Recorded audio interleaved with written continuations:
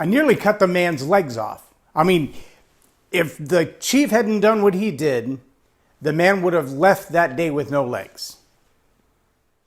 Welcome to Leading Leaders Podcast. 5-minute videos, 5 days a week. I'm Loren Norris with Leading Leaders Podcast. That day when I grabbed that pilot by his flight suit, I stepped in with the perfect squat formula. I grabbed him and lifted him up chest to chest so that I could bear his weight. I turned to set his backside on the edge of the aircraft and I leaned him down for the guys on the ground to pull him out. What I didn't realize was that I'm only 5'8" and he was about 6'4". And when I lifted him up chest to chest, there was still a whole lot of legs in the cockpit. And when I turned to put his hips on the edge of the aircraft fuselage, his oxygen tube caught the close switch on the canopy and it started coming down on us. Right in my face. I let him go and the guys on the ground caught his shoulders and 2 more airmen jumped up on the aircraft. We were holding that canopy with everything we could. We pushed it back and pushed it back and pushed it back and it wouldn't stop. It just kept coming. Finally, it stopped. And I was shocked because it wasn't anything that we did. It just stopped.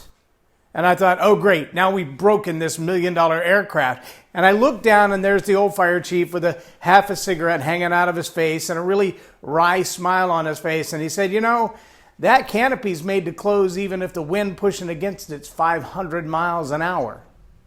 You ain't gonna stop that.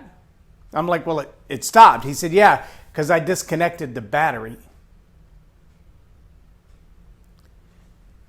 I want you to understand that no matter how hard you try, it's sometimes not about the effort that you're putting forward. When it comes to leadership skills, when it comes to the mastery of human relationships and organizational structures and competitive strategies and tactics to build your business around your competition or in light of your competition or regardless of your competition, every one of those elements of doing business, of leading, require that you know something that you don't right now know. Let that sink in for a second. It requires you to know something that you don't right now know.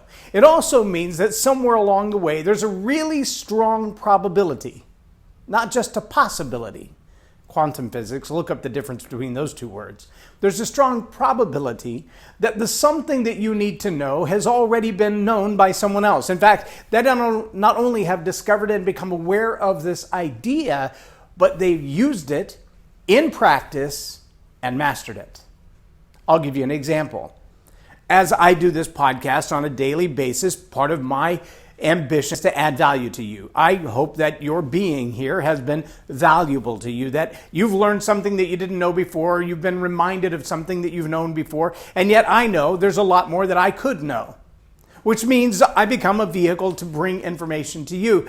Today I got my hands on a podcast, and it's the reason I'm a little late. It's also the reason there's no text in this message yet, because I haven't written it.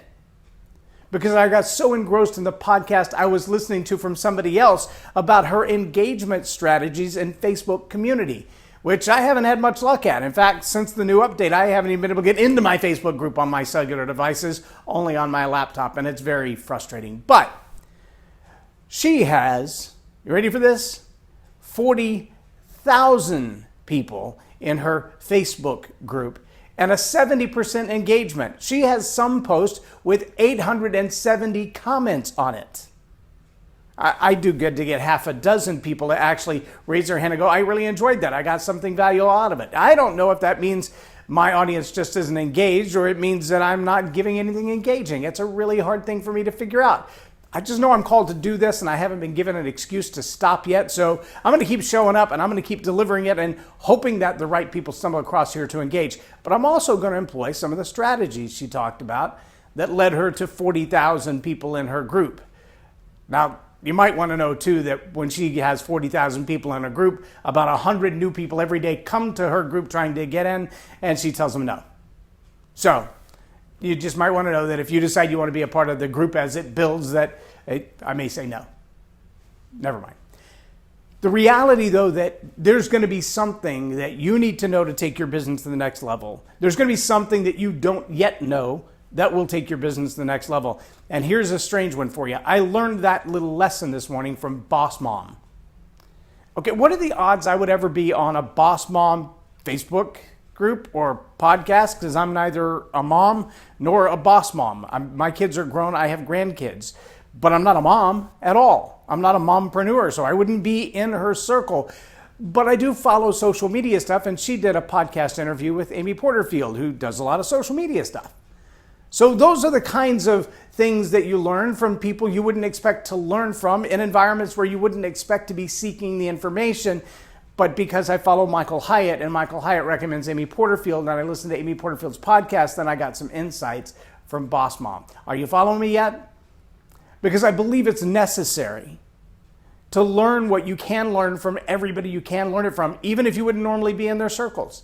There are people that I learn from in the world of finance that I don't agree with everything they say, but the stuff they say about money, a lot of it I've never learned before, or I heard it in a corrupted way, or I haven't heard it at all, and I need to hear it.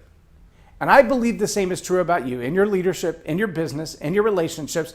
There are going to be people who have things to teach you that you wouldn't normally consider yourself anxious to learn from. And if you're willing to kind of lay that ego aside for a moment and just absorb some good information, you may learn something you need to know that you didn't know you needed to know.